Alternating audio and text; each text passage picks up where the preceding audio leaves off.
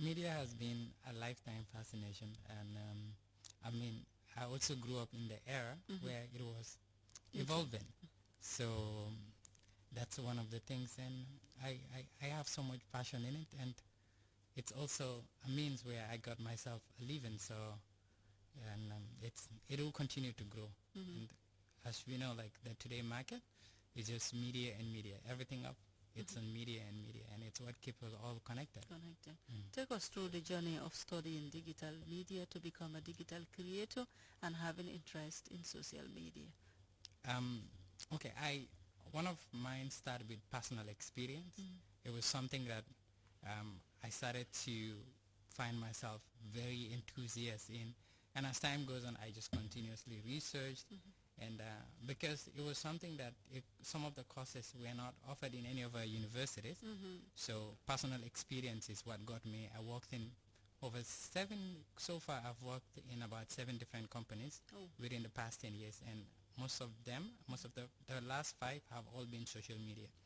So along doing that, the experience and the constant learning, the research and so like that. So later on, when Google actually offered a digital marketing certificate for free, I took it up. Online? And yes, I took it up online, and that boosted up my skill. And when I later went to university, because I do both IT and social media. Okay. Yeah, when I went to university, it was not difficult. Yes, it wasn't difficult. I took a lot of media electives, and the experience does play a huge part in it.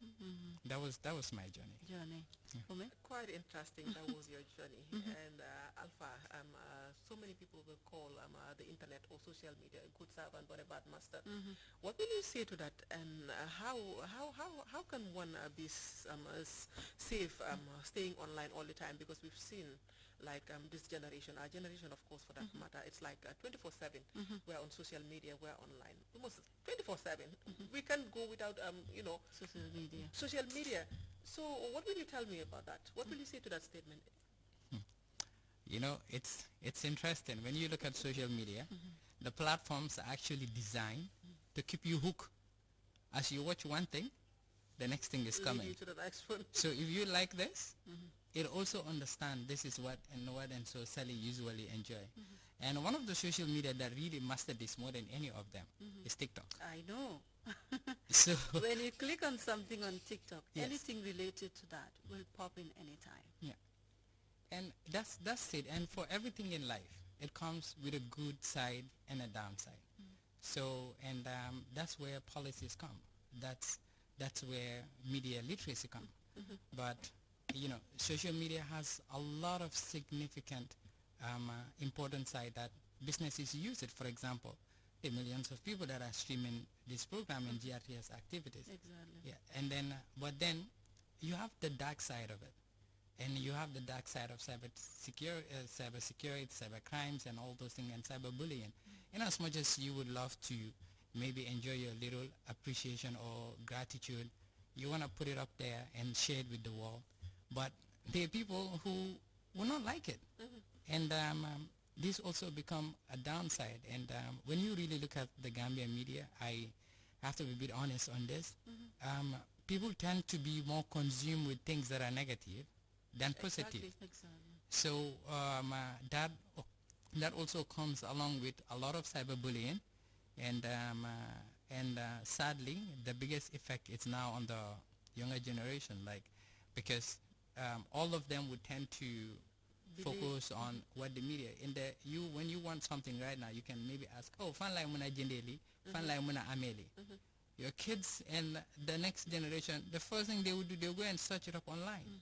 And so everything is literally going on that space, and if they are not protected, that includes their personal data, that includes their behavior, and they are not actually educated, and these policies are not in place to avoid fraud from money being stolen. And recently, I mean, there were some people that were caught doing that, and that is it. And also advising the younger community to this, so they can also be more mindful. Whatever they put on, you only have control of what is in your hand.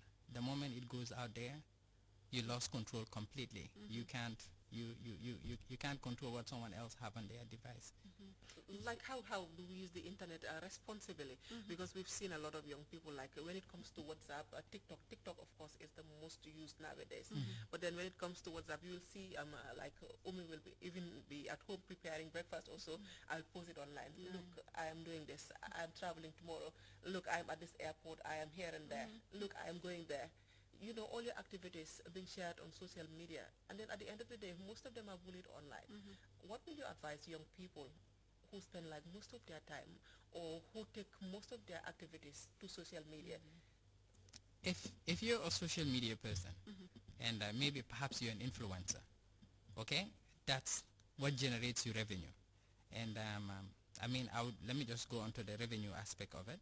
And so if you're really down for it, and it's how your career path is, it's one of the things what your audience like. People resonate with you more on based on what you put out online. Yes, that's okay. You can take that part. But also there are things that are sensitive that you have to always be careful. And it includes, for example, I've seen someone that was traveling and posted something about their ticket. Someone called the airline and canceled it. By the time the person got to the boarding gate, their ticket was cancelled. For real? Yes, it happens. These things are common. And, you know, there's sensitive information, such as you have a lot of identity theft. Your personal information, your addresses, and they think, yes, things that have to deal with you. You have identity theft may not be common in Gambia, but in the few years coming, it will be common. This is something that the U.S. struggle with every now and then. So you have to be careful. Whatever you put out there, if it's your personal information, if it's something that discloses where you live, you have predators all over the internet. Some are watching, and some are monitoring. So, you know, these are the things, and particularly the young people, their behaviors are very, very important, and this equally apply to career path. And you know, you'll be excited to post about something, and then you know, some things that are pretty explicit and they are not right, and eventually your kids, or it would affect you in a career path. So all these things. Let's talk about some positive effects of social media on the lives of young people, or Gambians for that matter. It is not all bad on the social media sites. No, it is. It's not. It actually have a lot of good side, way more good side than you would look at the bad side. Exactly, because perhaps it's just a small portion of the bad things that occur on social media that is scaring certain people to be fans of social media without knowing that, especially if you're an entrepreneur or if you have something that people can learn from to sell out there. What confidence can you give to some of those people that social media is not that bad as sometimes we think of? I would first start with security. You know, individual security. For example, WhatsApp have additional security layers, where because people would use it for their businesses. I mean, you have the two-factor authentication, where when your number is getting registered, you can set up additional security. Your Facebook, all of them, they have this. So these are important. That's the first layer you have to set up. And so for business owners, you know, you would have to be very cyber conscious. In as much as you have your account, you set it up. People would come in and do this. But the most important part is that this people that are good at branding, they have to focus on their brands and really establish it from logo, iconography, color coordinations, type, text, and then the conversation. But again, you have advertisements. The resources are endless. And for students, they can always learn so much. There's so much research on it. And you have Google Maps, you have TikTok advertisements, you have Twitter, and all of these things can be utilized. But learn. Just don't get there and start posting and start sharing. Learn from one or two people, and then look for experts, and they can assist you and guide you. Okay, Sally, foog naa ñu change tuuti. Xaw ma dégg na soose bi tamit. Dégg naa soose bu baax. Okay. Waaye comme li ñoo discuss rek ben tey mu ngi interesting fa naa na interest ñëpp, not only the young people but also parents who are also home watching us.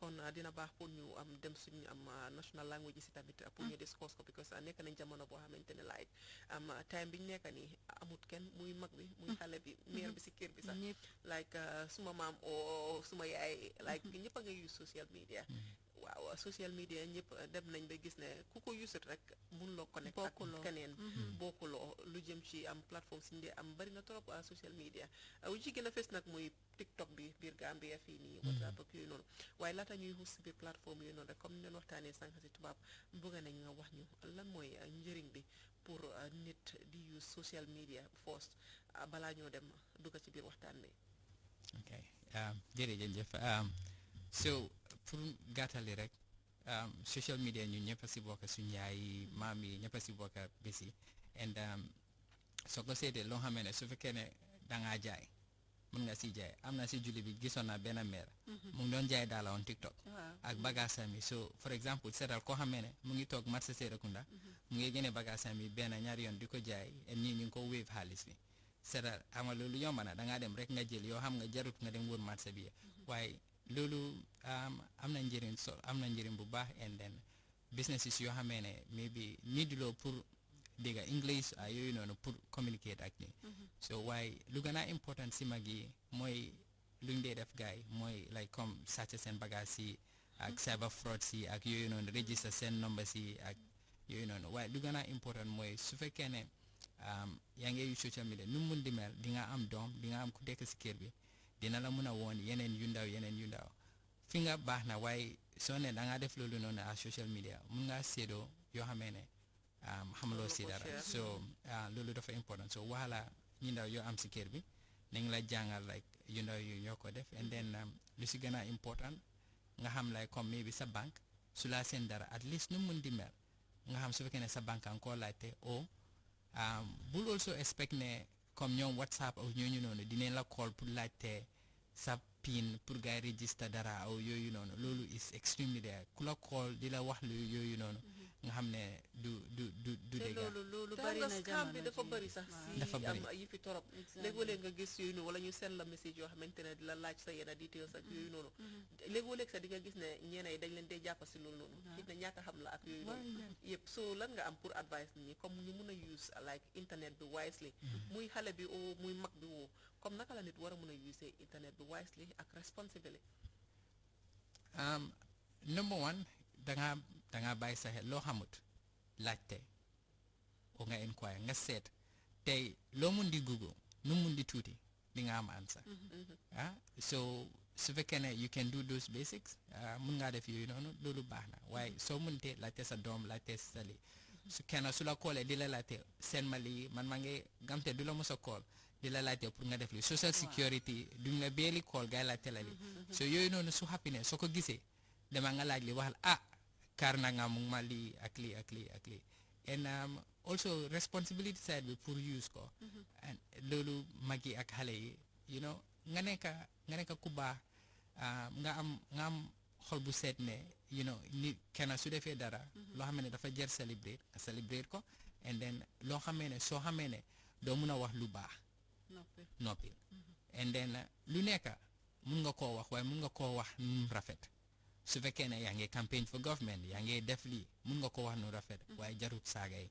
ak yooyu noonu so loolu daf dee bokk si ñu bari loo xam ne dañ ko dee def and duñ si dee bàyyi seen xel bu baax te you know Gambia dafa tuuti and nga wax ke lii mu fekk lii so loolu rek just xalaatal rek looy def and ak nga moytu lan ngay duga loolu gis naa ne hacking tam dafa bari si Gambian accounts yi especially WhatsApp or internet bi Gambien yi bëri xaw ma ndax password buñ dee use la moo dee yomba o dañ dee dugga si sites yoo xam ne waruñ faa dugga danga gis koo xam ne dafa amee WhatsApp am bi so all the contacts in the WhatsApp they will have a message from an individual boo xam ne daf laa wax ne maa ngi bugga nga jàppale ma lu bari si xaalis la dee nekk dama am problème bi balaa mu ko notice rek fekk ñi nga xam ne ñoom la amee seen nomba si yëpp dinañ am the same message si la moo xam ne laynam bi dañ ko xaak si sa xam-xam bu gàtta ndax xam nga lan moo tax lu bari dañ dee mën a access nit fuunam bi o daatam bi pour hack mobile am bi ak naka lañ koo moytuwee number one mooy nu mun di mun a dem balaa nit mu am accès si sa WhatsApp o mu am accès mun a def dara am na loo ko jox am na loo ko jox soo ko joxutee dara su xamutee dara du am access. For example, maybe yow nga use sa email and then nga expose sa email online so ñi xam ne ne yow email bi nga nekk di use so suñ try pour def dara sa email bi la ñoo njëkk a try then suñu amee access si sa email bi dañoo dugg sa inbox te suñu amee access sa inbox dinañ maybe dem reset sa bank account suñu gisee sa bank alert sa ngeen ñëw so for example pour WhatsApp sa xam nga soo bëggee register WhatsApp daf laa seen SMS xam nga yow soo amutee sa sim card bi soo amutee SMS boobu noonu doo ko mun a def so keneen léegi su bëggee reset sa WhatsApp lu mu def dafa try pour set up ko si beneen phone so su ko try pour send si beneen phone set up si beneen phone yow xam na ne yow yaa moom brown number bi daf laa message man WhatsApp laa jógee o lii ak lii seen ma waaw maa ngi reset waaw ñu ngi am na lu xew sa account WhatsApp duñ mos a def loolu duñ la mos a contact gars yi wax na ne lii dafa dal sa phone so dañoo need loolu so the moment gars yi am code boobu noonu gars nañ koo jël and then ñii suñoo def yi passwords ak yooyu noonu dañ war di bàyyi seen xel yow Facebook da ngaa def sa doom da ngaa def kii suma doom la kii suma lii la xam nga loolu laa doon laaj sànq si tubaab like taking all your life to social media like especially WhatsApp bi nii sooy toog yaa ngi wone su ma eewoo suba fii laa nekk su ma demee marché maa ngi si marché bi su ma tukki maa ngi Banjul next minute maa ngi Brussels next minute yaa ngi gis suma passeport bi maa ngi ko def si suma status bi next minute nga gis ma ak suma wëlis bi ak fii nii maa ngi won nañu ne maa ngi fii nii maa ngi fële dele so you take all your life to social media like there are people out there ñoo xamante ne they are monitoring closely monitoring ñoo xamante ne bëgguñ anything good for you then at the end of the day ñooñu noonu mën nañ la lefin comme sànq yaa ngi won ne am na kuñ cancel on air ticket ñu cancel ko just because mu ngi def loolu on status am xam nga kooku noonu the person never expected that that can happen to him or her léegi nga xool loolu comme moo tax ma ne comme ñun naka lañu war a mën a user internet bi responsibly especially ñun youth si niñ dee def like jël suñu àdduna yëpp yóbbu ko social media bi lu nekk rek boo nga nit ñi xam ne si lii laa nekk ak yooyu noonu xam nga delloo just going back to that gis nga even voters card ñi suñ voté gars yi dañ dee vote ba pare jël seen card bi sa card bi dafa am like card number serial number loolu soo koo def first thing loo war a def da nga faa teg sa loxo o balaa ngaa post loolu noonu nga erase that section whereby xam nga like comme loo xam ne is standard where the name section ay yooyu noonu is standard that's fine waaye loo xam ne it's unique pour yow rek loolu moo nekk first thing fu ñu war a bàyyi xel and then comme passwords ak yooyu noonu soo ko dee def sax dañ la dee advice ne it's weak so da ngaa moytu ngay def yi password yoo xam ne sa turi doom la and nga def password yoo xam ne sa phone number la soo defee password sa phone number first thing ñu ko guess loolu moo nekk first things yu ñoo guess so da ngaa moytu and then nga make sure ne passwords you use they are a little bit strong and then and also and bul trust sa content 100% with anybody comme kenn mu ñëw mu wax la ne nga jox ñi sa lii and then nga ko wax oh lii mooy suma password hay yow trust naa la xam nga trust léegi ñu dugg sa account bi génnee fa li nga xam ne secret la ci yow gis nga so trust boobu sax am na fu moo am mun nga trust nit ñu nekk waaye yeneen yi dafa war a des si yow unless mu fekkee ne kooku mu ngi laa liggéeyal loolu mooy liggéeyam kooku mu ngi bound to that kind of contact waaye individual dem si marché Serekunda ay yooyu noonu nga jox sa phone nii and then nga ko too much expose ay yooyu noonu lu ñoo def rek nga make sure ne yaa ngi fa maybe kooku du am that bad intention waaye ñeneen ñu ko liggéeyal suñ starté di dem through sa phone xamuñ kañ la and yow soo fa amee yoo xamee ne it's confidential keneen ku ko gis dañ ko just jël rek gaay lii ko online ak and then gàcce boobu noonu su nekkee sa kaw danga struggle to deal with it forever daf dee xala métti because gis nañ ne am social media bi biñ ko commencé use benn tey like si la bullying bi gën a bari ñu gis bullying bi especially this WhatsApp audios and the like am na nit ñi dañ ko dee jël use ko against yow lu bëree bari dinañ gis ne léegoo léegi di ngeen nekk friends ngeen nekk in good terms ak yooyu noonu xam nga share some confidential things and the like all of a sudden things fall apart nga jékki-jékki gis ñu jël yooyu noonu audio nga xam ne lu like yaagoon la ñu ko jël di ko use against yow ak yooyu noonu soo yooyu noonu yëpp dañ gis ne mu ngi nekk loo xamante ne dafa nekk di trend si biir dëkk bi dafa bëri trop so dafa xala doy waar pour internet bi léegi naka lañ ko nekk di use waaye gis nga foofu noonu foofu la nguur gi war a ñëw nag looloo tax ñu bëggoon laa laaj ndég ñu ngi am si loi boo xam ne cyber security bill lañ ko ooyee what do you expect from that bill well PURA they have Data Protection Act, and then ECOWAS as well have one, and Gambia is currently working on one. I think the 2022 to 2024 one, called the National Cybersecurity Policy. It's still on the work, and yakar nane lolu sujehe and guy also sensitize me. I'm sorry that they wanna put in policies in place why we don't sensitize the people. So, and also it the already reached to so many people. Exactly. You know, particularly the young people, and then the schools, the students. These are some of the things that should. Because sometimes people do something on social media, they don't know that it's a crime, but because we do not have a policy to control or allow to control the content and everything that we do on social media. But perhaps having a policy that will guide that will be significant. Oh, it will be. It will be. It's the media would continue to grow. You know, as we sit today, as we are here, a lot of people are already signing up, and the number just keep growing. You'll be surprised when you see the statistics around the internet growth in Gambia and social media usage. You'll be surprised. It always goes up, and if we don't find ways to mitigate these things and get the country more prepared for what's coming, we will be behind, and by the time that we want to fix it, it will be already a lot of damage. Before we go into the Mandinka language, you also identified cyberbullying as an issue that we need to talk about. What is cyberbullying, and how prevalent is it on our social media, or how is it a concern for Gambia? Okay, cyber, let me just break down bullying a little bit. And bullying, it's just, making fun of somebody in a way that it hurts their feelings, and or in a way that they don't like it. And I mean, it's for schools, they will be like, if somebody is obese, they'll be like, biggie and stuff like that. Exactly. So, the person may not like it, or you tell somebody you kumba and things like that, and you're danganyaw, dangali. But those things, you're telling them, and you'll be surprised the amount of suicides. The only thing is, maybe Gambia, we still don't record cyberbullying cases. Exactly. And but we don't take them seriously. Yeah, we don't. And I think schools, particularly, it's common with students a lot. I mean, if you look at any average Gambian, when you really talk about bullying, one or two must have experience, and this happens even in institutions, corporate institutions. You have bullies, and even at an adulthood, you have even old people. Business old people, they'll post something, and then somebody will not like it. Oh, imagine somebody big and see another media, it's posting them something that they did not like. Just think about how that man would wake up in the morning and dealing with that, and would have their children and pressure. But cyberbullying, it's common, and it's so common that at the point that they've standardized it, like calling it dragging or trolling. So they modernize it a little bit so it doesn't. But what cyber, when you take bullying, you take it online, then it now becomes cyberbullying. That's like somebody posts their thing, you're like, oh, or you look like this, and then other platforms start to take it and put it in a way to make joke and fun out of them, in a way that they will not appreciate it, just like the same way your content you will not appreciate. So that is basically cyberbullying.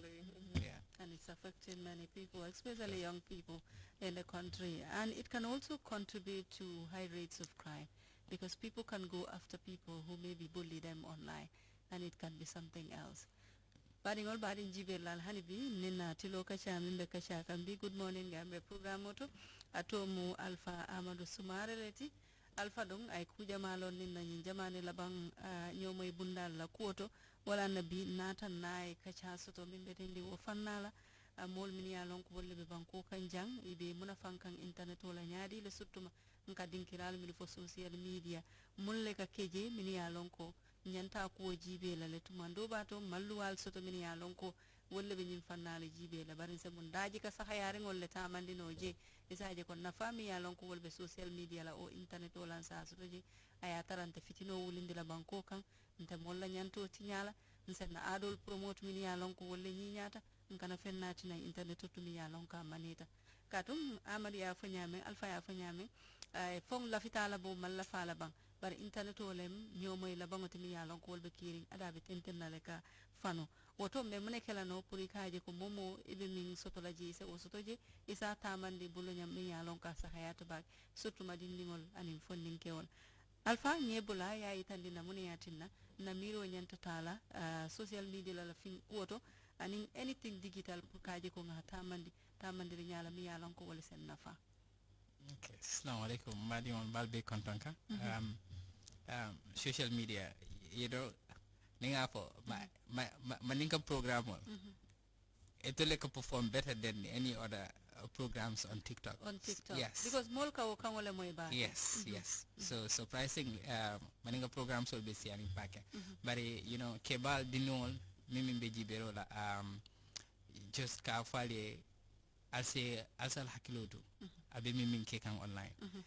Adoya ta nyanya akadiale ni ba kekan and you know ni aje yefendu ni yaje mo jama ya like ibe content la ni aje mo jama commenta positively ake content dile but ise hakilo fanantu ise mi ika min dundije diamu aketa nyanya ni lafta kafo isa nyi nyandino ise la fin fono ise silo sotone be fen do fola nyami ate modo batandila so neni role ise hakilo to back and also business tool ise hakilo to and you know pour ise fon tangani fon la mi alonko comme ila WhatsApp ani wosifal ani la telefono comme ila password sol ni ba ke kan ise hakilo to back because Facebook nenete nyinin kala ni mo soto mi alonko ay message anywhere ay nyin kala password la o moye link sol seniye ila inbox ota ya fo ye jang click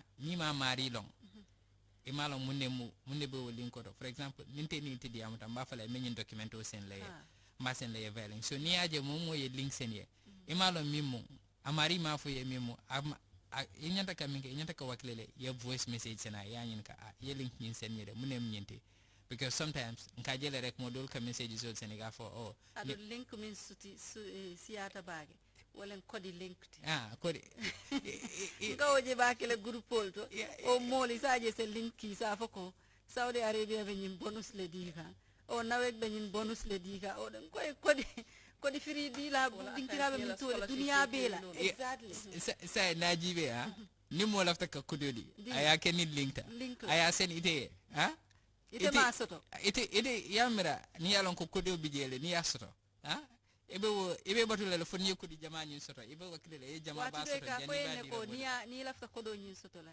ibe nyi linki la mo tanne o mo muwanni isaje ko wati message kilingol katarana la groupe kilingol to o mo kilingol kodo nyin nene bokana no wo mum fake leti won manke to nyati so ni momenta wakela momenta la kodo tala ayata kadi dunia bi la momenta wakela ibe mira la wodama so business man tara soto la je mi yalon ko abitala aya fa be kodo distribute kan WhatsApp nene ya jele anywhere nakira program ti iba kela in a big scale iba organizer maybe ning any GSM company ba kela iba kela be kela comme like raffle mo jama be dunaje iba jele iba lonale as telel ba fintila so wo asel hakilo to ba ke woling sifala and also mi alon ko fana mol nyande ke hakilo to amu ni ila password so la ni so ni mol yenyin ka wala ani la bank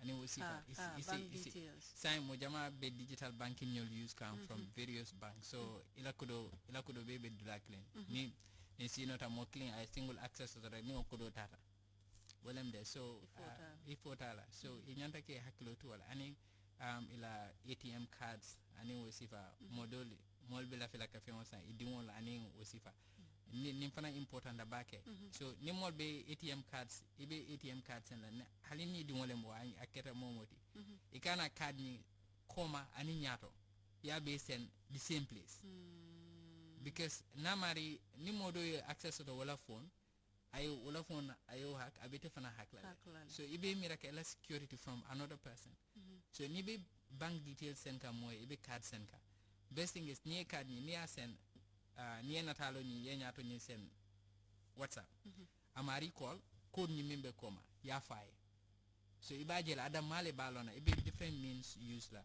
or you do send email, or you do send Snapchat, or you do send dulado. But you kinda cool be dendi ya do ni duladling. O fana o leka cyber theft ni lafa, because ni te la WhatsApp ta sign.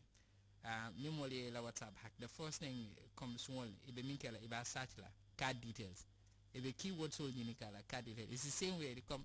Ni musoli e kema la phone alta. Il after care investigate. Ye minne minkije. Ni da search ni ibe I love you, I miss you. Ibe wole phone. Ika wole jibe. So ni swol fana is the same thing. Ika londe ika min jibe telephone kono. Alfa ni na da internet wala ko la fen jamal be kacha kanje bar wato manso katum minute dan tan ne tutanga nyin kacha nyin kumfa bare lafta ngadula fana ma min cyber crime ti wolen fitinol men yalon ko wolle kasuto internet nin komonta baake en kaaje Gambia no lu sign na sonkol ke samba social media let malon do ngatol min yalon ko alla londo kal sayata o ma fa ale woje nyaadire mo fulolu foyte be Gambia le do be Europe le o albe Europe le o albe kabila kilingole to dina kuolembang ada kuolembang o boyfriend girlfriend o futu kuolembang wo fitinolu say mbuke ken da malitima mbuke ken na suwol kono mbuke kabilo ton ka samba social media fo wolen cyber crime ti and ni cyber crime ni mo la fenota mi yalon ko imanya nakata iman right soto. For example, kamola natalota kadundi ima permission soto pour kadundi yemola video dundi ima permission soto yemola kudo sunya ima permission soto I try to pour ka adungala account account or you just me alone correct aman terminate you don't have the permission to do me ake wrong. It's a cyber crime. Adoyata nyanya is a cyber crime. And even maybe isamira niya marila natalota or yetere even defamation laws the Gambia. So you know kasi dronka kudo for modole amang bete. So milka mola nin dia multa. Sometimes there's this thing called they don't know. Yeah, there's this thing called clout. And modol kalafika kudul ke pour is like jama soto or mol se treke diamne because yalonde Gambia consumes negative media. Exactly. So the messages on the media. Ni wala ka fenko so ba. Ka amna. Gambia buga ka. Wala ka like so ba. Ka mambete al kanal promote ni kala. But you know kudol bije ikimira sama. You know ni dunta ibe molne ni kan ini modo keleta. Alsa kiloni alsa dadano kunya kudo kan asa tereno amanjari social media amanta social media so wada mala mo nyanta ke mira bake en ibe yemi minke mo jama bije min kaje mi yalon ko jikitela mi yalon ko be jibe kan nin sila dola so kudol manjari rek. So finally janning tebe pulala umi bolo what is the way forward aning mansa kunda ba katakan kanyin policy minati o bill minati cyber crime bill modol niaje kudo be kala internet oto bay moli akalam tala ko jewo dum taram fambulo le biji lindiate yake banninga wol wasi fasto banko kanjang abatinna la no nyaadi le moli daje ka kedol tamande internet oto.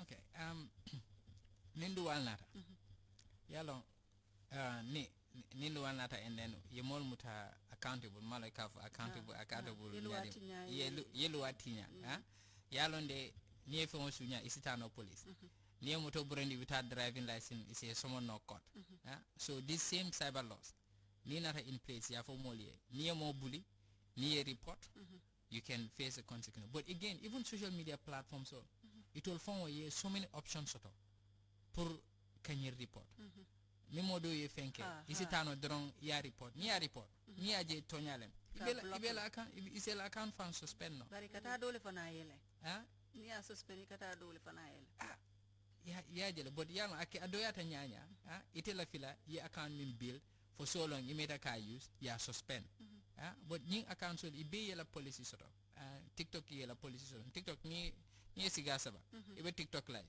ibe la account suspend ni be TikTok live yela fanol bondi also like that to certain extent iba suspend but ni account so be la policy soto jan ni fanan kan yalo be njama bije mukarrid accept maka terms and conditions so wo bije and ni man sakunda fara in place nyanta kaluani kamuta mobe nyanta kaluani muta properly, because near example you said 1 or 2 nobody is held exception huh abitala le niya, so subconsciously mol balona ninga nyinke mbeta jail o ninga nyinke ibe mutala mbeta ibe someone na court or meaning amount aning nangam jola and moment el uncle kola or la family member pour I escape loñina. So new if that's in place yeah Gambia internet will be safe. Oh yeah, absolutely. I hope ne bill ñu kono nendirolu sagant saga ya ngi mel non bokk na ci loi bi dina cover lu mel noonu yëpp foog naa te foog naa su loi bi tamit am nekkee in place dina tax lu jëm ci wàlli façon yooyu noonu yëpp dina wàññeeku ci biir réew mi pare ñu bëri dinañ gën a mën a responsible si naka la ñooy usee internet bi ak yooyu noonu yëpp foog naa dina am solo trop waaye ma laaj la waat dara rek si wolof sànq yaa ngi wax Sali si soose affaire yi linkee yooyu noonu dafa important trop ndax am fa naa link yi ñu bëri nañu dee isil musiba yu bëree bëri léegi ne di nga toog rek gis ñu seen la yenn link most of the time affaire yi xaalis like yooyu noonu wala loterie nii wala soo ko siyaayee with 15 people 20 people nii naa ne le at the end of the day di nga benefit from this and that léegoo-léeg nga bës link boobu noonu fekk most of the time dafay fekk dañ la dee lii pour nax la lan nga am pour wax nit ñi pour ñu extra careful when it comes to links yooyu noonu ñu dee gisee nga jël ko nga click on the link mu lead la to something else pendant yi léegoo-léeg sax ñu ne link soo ko bësee dañ mën a hack sa téléphone bi ak yooyu noonu what will you say to that links yi nu ma ko wax again links yi bunta la dafa mel ni rek just master keys so saa yoo ko click su fekkee ne lu bon la yow yaa ko click so daf laa jox yeneen permission so you know do you think bi su fekkee ne nu mun di mel yow sa doom ko mun ñoo mun a am link from yoo xam ne da nga leen war a seet nga xam ne ok lii baax na mais bi sa doom mu ne la ne dama apply university lii mooy gaay seen website bi maa ngi dem télé di seetaan lii mooy live link bi so façon links yooyu noonu rek o am na ñoo nekk di liggéey gaa ñi seen la dara ñu ne la ne waaye ku laa seen link dina la ne lii ak lii moo fa nekk so as far as ne du façon links yooyu noonu su nda ko sene bu ko laal and yooyu ñoo gën a loolu rek moo nekk si links yi and then you know dañ si war a moytu and bàyyi suñu xel lu bari compagnie si tamit duñ la jox seen links gars yi di la ko defee noonu and also suñ la ko sene sax war ngaa seet bu baax nga xam fu mu jógee mbaa set na balaa nga koo click ok fanaa loolu am na solo Sali xaw ma nag time lu ñu dese waaw time jeex na fi mu nekk nii fanaa exhaust nañ am topic bi li ñu war a discuss and everything xanaa ñu bàyyi am Mr. Sumareh rek Alpha maybe nga wax ñu sa final words in terms of using the internet with all the dark sides responsibility so bëgg use internet bi sa advice to the younger generation bi and the like because mun loo wax kenn ni ko bàyyi social media bi nekk because we are all connected digital citizenship waaw so yooyu noonu yëpp maybe the way forward ak lan nga advice am nit ñi tey should I do it in Wolof English or English do it in English okay I'll do a bit of both it's just to advise all the young ones there use social media benefit the good side it's endless and learn read you'll always have a lot to get and also schools they should be very considerate with cyberbullying and if somebody do it to you even if it's an adult or so like that be sensitive what you send to people don't be confident with your private things with anybody not even your close friends and just be very careful with those things and the adults that you know that are not really mindful with the younger people and the people that engage the young people in asking them things that they shouldn't they should be very mindful particularly with contents and so like that and all those things so let's all be good citizens and promote Gambia is our Gambia if it's good it's ours if it's bad it's ours and just learn and you know manikol coming for social media alsel haketo aldimol fananna mili alonko is a kind of victim of cyberbullying I'll say nyininka na momentre ke bully online ani also and ila school sol fanan nyanta ke hakilo to wala and ala card sol ala credentials sol I'll say hakilo to alje mol nyininka nalma long and just in Wolof again mbokay ngeen bàyyi seen xel sharing things online private things you know yónnee ñi loo xamee ne war la ko yónnee nga moytu sa xel bu baax a baax and clicking links you know ak ñi suñ laa laajte things yoo xamee ne foogloo ne jaar na si yoon nga moytu bu baax bul dee seen ñi SMS yoo dee am comme like yu jógee WhatsApp ak yooyu noonu bu leen ko dee seen ñii su fekkee ne xamu leen ko and yeah thank you guys so much for having me to my family my colleagues my wife and everybody else and yeah thank you very much. Thank you too, Alpha. We are also delighted to have you here, and really we have learned a lot when it comes to using the cyberspace judiciously. And I hope our viewers have also learned a lot from this. We will all be careful to make sure that we are safe online every time and anytime. Ome? Right.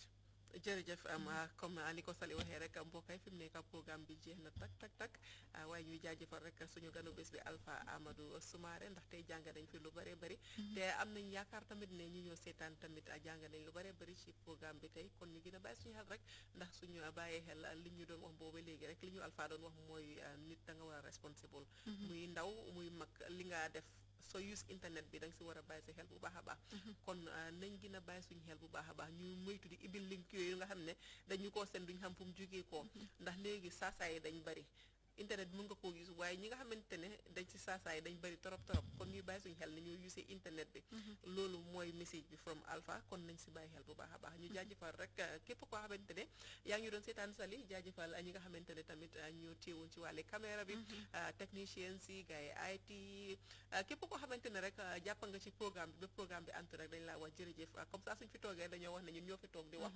waaye boo gisee programme bi neex programme bi ñëpp mën koo seetaan am nañu ci jàppa ñun wàllu wax bi lañ féetee fii waaye am nañu ko liggéey tooga ko ba mu ñor dal dañu ko tegal fii kon dañ leen a wax jërë ngeen jëf di joxewaat dig daje rek ëllëg same time bu neexee yàlla kon di leen jaajëfal di leen wax goodbye from team Good Morning Gambia ba suba incha allah